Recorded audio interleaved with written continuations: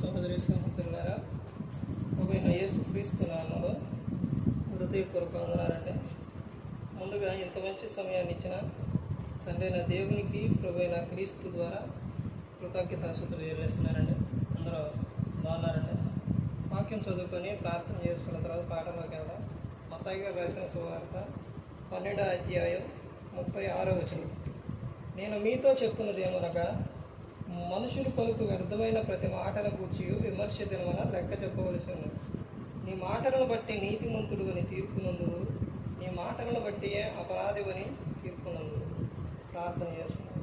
పరలోకమందున్న మా తండ్రి, పరిశుద్ధ ప్రేమ గల తండ్రి, గొప్ప తండ్రి, యెహోవా తండ్రి, అయా మీ ప్రియ కుమారుడు యేసుక్రీస్తు ప్రభువారి ద్వారా కృతజ్ఞతాస్తుతులు చెల్లిస్తున్నాము నాయన. గొప్ప దేవ, అయా ఆరాధన క్రమం అంతట్లో తండ్రి మీరు నడిపించండి నాయన. అయ్యా ఈ రాత్రి వేళ తండ్రి మా అందరితో మాట్లాడమని మా ప్రభువైన యేసుక్రీస్తు నామమున వేడుకుంటున్నాం తండ్రి. ఆమె ప్రభువైన యేసుక్రీస్తు నామములో హృదయపూర్వక వందనాలండి. దేవుని కుమారుడు యేసుక్రీస్తు ప్రభువు ఈ లోకానికి వచ్చిన తర్వాత పరలోక రాజ్యం సమీపిస్తుంది కనుక మారు మనసు పొందమని ప్రకటింప మొదలుపెట్టారు. అంశం, నిన్ను నీవే పరీక్షించుకో. నిన్ను నీవే పరీక్షించుకో, తీర్పును తప్పించుకో.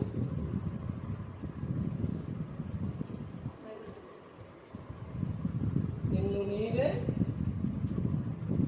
పరీక్షించుకో, తీర్పును తప్పించుకో.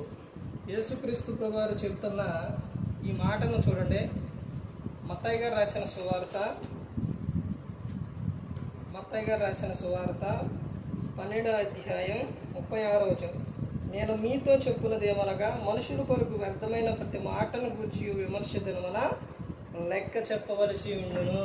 మనుషులు పలికే ప్రతి మాట గురించి కూడా లెక్క చెప్పాలి. అది ఏ మాట అయితే మాట్లాడుతున్నారో ఆ మాటను గురించి, అది ఎలాంటి మాట అన్నది వ్యర్థమైన మాట అయితే లెక్క చెప్పవలసి ఉన్నది. నీ మాటలను బట్టే నీతిమంతుడు అని, నీ మాటలను బట్టి నీతిమంతుడు అని తీర్పు నందుదు. తీర్పు, నిన్ను నీవే పరీక్షించుకో, తీర్పుని తప్పించుకో. ఇక్కడ ఏమని చెప్తున్నారు? నీ మాటలను బట్టి నీతిమంతుడు అని తీర్పు నందుదు. నువ్వు ఎలాంటి మాటలైతే మాట్లాడుతున్నావో దానిని బట్టే తీర్పు అనేది ఉంటుంది. నీ మాటలను బట్టి అపరాధివని తీర్పు నందుదువు అని చెప్తున్నారు. మనిషి ప్రతి ఒక్కరు కూడా పరీక్షించుకోవాలి. నేను ఎలా ఉన్నాను, నేను ఎలాంటి మాటలు మాట్లాడుతున్నాను, నా హృదయం ఎలా ఉంది, నువ్వు ప్రతి ఒక్కరు కూడా పరీక్షించుకోవాలి. మార్క్ గారు రాసిన సువార్త 7వ అధ్యాయం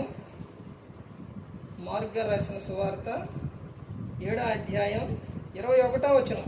లోపల నుండి అనగా మనుషుల హృదయం నుండి దురాలోచనలు, చారత్వములను, దొంగతనములను, నరహత్యలను, వ్యభిచారములను, లోభములను, చెడుతనములను, కృత్రిమమును, కామ వికారమును, మత్సరమును, దేవదూషణయు, అహంభావమును, అవివేకమును వచ్చును. ఈ చెడ్డవన్నీ లోపల నుండియే వెళ్ళి మనుషుని అపవిత్రపరుచునని ఆయన చెప్పెను. నేను మొత్తం ఇక్కడ ఎన్ని క్వాలిటీలు ఉన్నాయి మొత్తం ఇక్కడ అని అంటే 13 రకాలు ఉన్నాయి. ఇవన్నీ కూడా లోపల నుంచి, మనిషిని హృదయంలో నుంచి ఇవన్నీ బయటకు వచ్చేసి మనిషిని ఏం చేస్తున్నాయి? అపవిత్రపరుస్తున్నాయి. అంటే నీ హృదయం ఎలా ఉందో నువ్వు పరీక్షించుకో. దేవుని ఎదుటి నీ హృదయం ఎలా ఉందో నువ్వు సరి చేసుకో. కీర్తనల గ్రంథం 139వ కీర్తన 1వ వచనం. యెహోవా, నీవు నన్ను పరిశోధించి తెలుసుకొని ఉన్నావు. దావీదు గారు చెప్తున్నారు.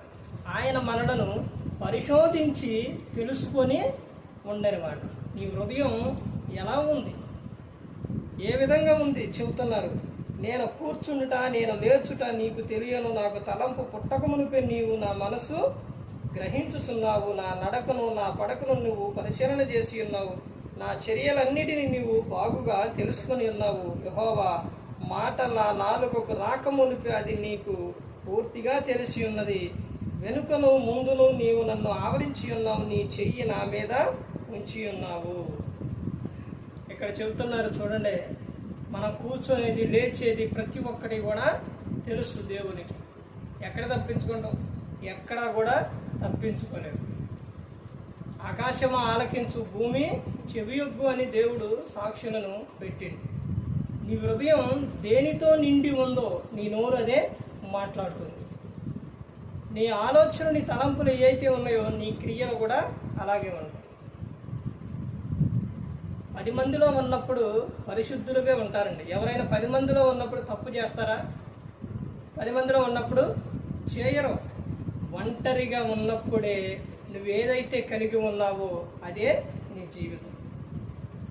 ఒంటరిగా ఉన్నప్పుడు నువ్వు ఏం చూస్తున్నావు, ఒంటరిగా ఉన్నప్పుడు నువ్వు ఏ విధంగా ఎలాంటి ప్రవర్తన కలిగి ఉన్నావు అన్నదే అదే నీ నిజమైన జీవితం. కొంతమంది చూడండి, 10 మందిలోని కొంతమంది మందు తాగరు, కొంతమంది ధూమపానం చేయరు. ఒంటరిగా ఉన్నప్పుడు ఏం చేస్తుంటారు?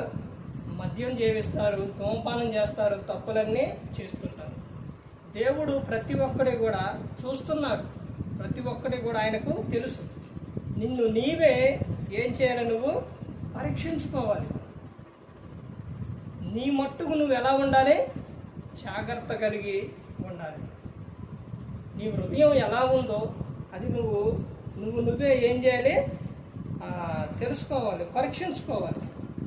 ప్రతి ఒక్కరు కూడా గమనించుకోవాలి. చూడండి, గలతీలకు 2వ అధ్యాయం 19వ వచనం. నేనైతే దేవుని విషయమై జీవించు నిమిత్తం ధర్మశాస్త్ర విషయమై చచ్చిన వాడినైతేనే, నేను క్రీస్తుతో కూడా సిలువ వేయబడి ఉన్నాను. ఇకను జీవించువాడును నేను కాను, క్రీస్తే నా యందు జీవించుచున్నాడు. నేనిప్పుడు శరీరమందు జీవించుచున్న జీవితం నన్ను ప్రేమించి నా కొరకు తన్ను తాను అప్పగించుకున్న దేవుని కుమారుని యందలి విశ్వాసం వలన జీవించుచున్నాను. అపోస్తలుడైన పౌలు గారు చెప్తున్న విషయం. ఆయన ఎలా జీవిస్తున్నారు అనంట? యేసుక్రీస్తు ప్రభువుని బట్టి, ఆయన పట్ల ఉన్న విశ్వాసాన్ని బట్టి. ఇప్పుడు నువ్వు ప్రతి ఒక్కరు కూడా ఏం చేయాలంటే పరీక్షించుకోవాలి. ప్రతి ఒక్కరూ పరీక్షించుకోవాలి. ఇదిగో నేను ఏ విధంగా ఎలాంటి విధంగా ఉన్నాను, ఎలా జీవిస్తున్నాను అన్నదే ప్రతి ఒక్కరు కూడా తెలుసుకోవాలి. ప్రతి ఒక్కరు కూడా పరీక్షించుకోవాలి. నా విశ్వాసం, దేవుని పట్ల నా విశ్వాసం ఎలా ఉంది అని. అపోస్తలుడైన పౌలు గారు చెబుతున్న విషయం చూడండి. ఆయన జీవించుతున్న జీవితం, ఇదివరకు నేను లోక సంబంధంగా జీవించాను, ఇప్పుడు జీవితం నా పాత జీవితం లేదు, ఇప్పుడు నా యందు క్రీస్తు జీవిస్తున్నారు. నువ్వు పరీక్షించుకోవాలి. అది వరకు నీ జీవితం ఎలా ఉంది, ఇప్పుడు నీ జీవితం ఎలా ఉన్నది అన్నదే నువ్వు పరీక్షించుకోవాలి. అపోస్తలుడైన పౌలు గారు ఎఫెసీయులకు రాసిన పత్రిక 4వ అధ్యాయం 22వ వచనం. కావున మునుపటి ప్రవర్తన విషయంలో అయితే మోసకరమైన దురాశల వలన చెడిపోవు మీ ప్రాచీన స్వభావం వదులుకొని మీ చిత్తవృత్తి యందు నూతనపరచబడిన వారే, నీతియు యథార్థమైన భక్తి గల వారై దేవుని పోలికగా సృష్టింపబడిన నవీన స్వభావమును ధరించుకొనవలెను. ఇదివరకు నీ గడిచిన కాలంలో నువ్వు నీ ఇష్టానుసారంగా జీవించును. ఇప్పుడు క్రీస్తులో బాప్తిస్మం తీసుకున్నావు. ఇప్పుడు నువ్వేం ధరించుకున్నావు, ఎలాంటి స్వభావం నువ్వు కలిగి ఉన్నావో నువ్వు పరీక్షించుకోవాలి. తర్వాత 25వ వచనంలో, మనం ఒకరికొకరు అవయవమై ఉన్నాము గనుక మీరు అబద్ధమాడుట మాని ప్రతివాడును తన పొరుగు వానితో సత్యమే మాట్లాడవలెను. కోపపడుడు కానీ పాపం చేయకుడి. సూర్యుడు అస్తమించే వరకు మీ కోపం నిలిచి ఉండకూడదు. అపవాదికి చోటివ్వకుడి.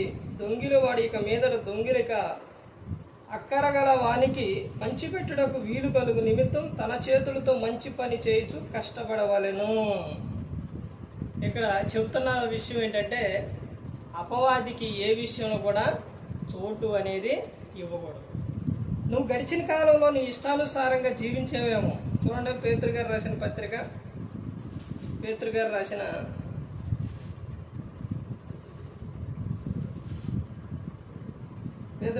మొదటి పత్రిక 4వ అధ్యాయం 3వ వచనం. మనము పోకిరి చేష్టలు, దురాశలు, మద్యపానము, అల్లరితో కూడిన ఆటపాటలు, త్రాగుబోతులు, విందులు, చేయదగ్గని విగ్రహ పూజలు మొదలైన వాటి యందు నడుచు అన్ని జనుల ఇష్టం నెరవేర్చు చుండుటకు గతించిన కాలమే చాలును. గతించిన కాలంలో ఇవన్నీ చేసావు నువ్వు. గతించిన కాలంలో పోకిరి చేష్టలు, అల్లరితో కూడిన ఆటపాటలు, త్రాగుబోతులు, విందులు ఇవన్నీ చేసావు. ఇక ఇప్పుడు అవన్నీ నువ్వేం చేయాలి? వదిలిపెట్టేయాలి. ఇదిగో నేను బాప్తిస్మం తీసుకున్న తర్వాత నా జీవితం ఎలా ఉంది? నేను అపవాదికి చోటిస్తున్నానా? నా హృదయంలో ఎవరున్నారు? నేను ఎలా మాట్లాడుతున్నాను? ఏంటి నా జీవితం? నేను ఎవరి మనసైనా బాధ పెట్టే విధంగా మాట్లాడుతున్నానా? లేకపోతే నేను ఎలా జీవిస్తున్నాను అన్నది ప్రతి ఒక్కరు కూడా పరీక్షించుకోవాలి. ఈ రోజున ఏదన్నా ఒక మాట చెప్పామంటే, బయట ఏదన్నా ఒక మాట చెప్పామంటే చాలా మందికి కోపాలు వచ్చే విధంగా ఉంది. తర్వాత వాళ్ళు వ్యక్తి మీద పగల పెట్టుకొని, లేకపోతే మాట్లాడుకోకుండా, లేకపోతే రకరకాలుగా ఉండే విధంగా మనుషులు జీవిస్తున్నారు. నువ్వు అంటే సమయాల్లో నీకు బాధ కలుగుతుంది అని అంటే నువ్వు వాక్యం దగ్గరకు రా, బైబిల్ దగ్గరకు వచ్చి నువ్వు బైబిల్ చదివితే బైబిల్ ప్రతి ఒక్కరితో మాట్లాడుతుందండి. దేవుడు ప్రతి ఒక్కరితో మాట్లాడతాడు. నిన్ను నువ్వే పరీక్షించుకో. నేను దేవునికి దగ్గరగా ఉన్నానా, దూరంగా ఉన్నానా? దేవునిలో ఉన్నానా, లేకపోతే లోకంలో ఉన్నానా? నేను ఎలాంటి ఆలోచన కలిగి ఉన్నాను, ఎలాంటి ప్రవర్తన కలిగి ఉన్నాను? మునుపటి జీవితం ఎలా ఉంది, ఇప్పుడు జీవితం ఎలా ఉంది? దేవుడు చేసిన మేలులు అవన్నీ గుర్తు పెట్టుకొని నువ్వే పరీక్షించుకోవాలి. ప్రతి ఒక్కరు కూడా అలా పరీక్షించుకున్నప్పుడు తీర్పుని తప్పించుకుంటారు. ఈ దేహంతో జరిగించిన ప్రతి ఒక్క దానికి కూడా క్రీస్తు న్యాయపీఠం ఎదుట నిలబడ్డప్పుడు లెక్క చెప్పవలసి ఉన్నది. అవి మంచివైనా సరే, చెడ్డవైనా సరే, దేవుని ఎదుట, క్రీస్తు న్యాయపీఠం ఎదుట నిలబడ్డప్పుడు లెక్క చెప్పవలసి ఉన్నది. కాబట్టి ప్రతి ఒక్కటి కూడా నేను అబద్ధాలు ఆడుతున్నానా, దొంగతనం చేస్తున్నానా, ఏమైనా తప్పులు చేస్తున్నానా, వ్యర్థమైన మాట్లాడుతున్నానా, నేను ఎలా ఉన్నాను, కోపపడుతున్నానా, ద్వేషిస్తున్నానా, నాలో అసూయ ఉందా, కక్షలు ఉన్నాయా, పగ ఉందా, ఏమి ఉన్నాయి, ఏది ఉన్నాయి, దేవునికి ఇష్టం లేనిది ఏదైనా నాలో ఉంటే దాన్ని నేను తీసేసుకొని పరిశుద్ధంగా జీవించాలి. ఈ లోకం విడిచినప్పుడు పరలోకానికి చేరాలని నిన్ను నీవే ఏం చేయాలి? పరీక్షించుకోవాలి. మీ మట్టుకు మీరు ఎలా ఉండాలి? జాగ్రత్త కలిగి ఉండాలి. ఇదిగో వాళ్ళు అలా ఉన్నారు, వాళ్ళు మందిరానికి రావట్లేదు, వాళ్ళు ఆ పనులు చేస్తున్నారు, ఈ పనులు చేస్తున్నారంటే వారు మరి దేవుని ఎదుట నిలబడ్డారు, లెక్క చెబుతారు. మరి నువ్వు కూడా లెక్క చెప్పడానికి సిద్ధంగా ఉంటే చెయ్యి అలాంటి పనులు. అదే చెబుతారు. ప్రకటన గ్రంథంలో చూడండి ఏమని చెబుతున్నారు. ప్రకటన గ్రంథం 22వ అధ్యాయం 11వ వచనం. అన్యాయం చేయువాడు ఇకను అన్యాయమే చేయనిము, అపవిత్రుడైన వాడు ఇకను అపవిత్రుడుగానే ఉండనిము, నీతిమంతుడు ఇంకను నీతిమంతుడుగానే ఉండనిము, పరిశుద్ధుడు ఇంకను పరిశుద్ధుడుగానే ఉండనిము. ఇదిగో త్వరగా వచ్చుచున్నాను, వాని క్రియల చొప్పున ప్రతి వానికిచ్చుటకు నేను సిద్ధపరిచిన జీతం నా యొద్ద ఉన్నది. అసలు మొదట్లో ఏం చెప్పారండి? అన్ని పుస్తకాల్లో ఏం చెప్పారు? ఇదిగో నాయన నువ్వు ఇలా జీవించాలి, ఇదిగో ఇలా ఉండకూడదు, ఇలా ఉండాలి, ఎన్ని విషయాలు దేవుడు చెప్పి చివరికి వచ్చేసరికి ఎవరిని వాళ్ళు ఎలా ఉంటే అలా ఉంటే వాళ్ళనే మొన్నే నేను వచ్చినప్పుడు అప్పుడు చూసుకుంటా వాడు చేసిన క్రియలను బట్టి నా యొద్ద ఏముంది? జీతం అనేది ఉంది. ఇక్కడ మనం పని చేస్తే జీవనోపాధి కోసం ఎలా అయితే ఇస్తారో అలాగే దేవుని విషయంలో కూడా అక్కడ మనకు ఏముంది? జీతం అనేది ఉంది. ఇప్పుడు నువ్వు ఏ విధంగా ఉన్నావో దేవునిలో నువ్వే పరీక్షించుకో. ప్రతి ఒక్కరూ కూడా తీర్పుని తప్పించుకునే వారిగా ఉండాలి. ప్రతి ఒక్కరూ కూడా ఎవరో నశించి నరకానికి వెళ్ళిపోకూడదని యేసుక్రీస్తు ప్రభువారు ఈ లోకానికి వచ్చి మనందరి కోసం శిలువలో ఆయన మరణించారు. ప్రతి ఒక్కరూ కూడా దేవుని యందు భయభక్తులు కలిగి పరిశుద్ధాత్మ మాట వింటూ హృదయ శుద్ధిని కాపాడుకుంటూ క్రీస్తుని పోలి నడుచుకున్నప్పుడు ఈ లోకం విడిచిన పరలోకానికి చేరుకుంటారు. మరి ఈ విధంగా నిలబెట్టి మాట్లాడించిన తండ్రి నా దేవునికి కృతజ్ఞతాస్తుతులు చెల్లిస్తూ ఇంతవరకు శ్రద్ధగా ఉన్న మీకు ప్రభు పేరున హృదయపూర్వక వందనాలు చెల్లిస్తూ ఈ మాటలు ముగిస్తాను. అందరికీ వందనాలు.